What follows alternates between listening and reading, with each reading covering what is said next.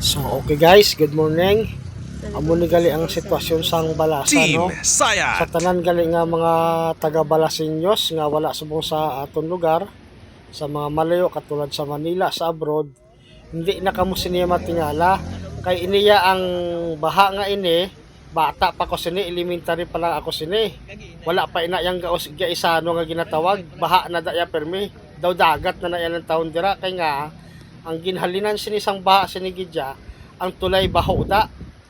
Dati ang tulay baho na malapad din na ginalumpat pa ina namon subong wala na daw kanal na gid lang ang tulay baho. Amo na naglala ang baha dira sa may atubang sang Gaisano. Amo na nga hindi na kami sinay matingala nga kami nga mga taga Balasinhos kay dira gid kami agin bata, dira kami nagdako. So okay na, and I thank you. Basta Balasenyos, guwapo o guwapa.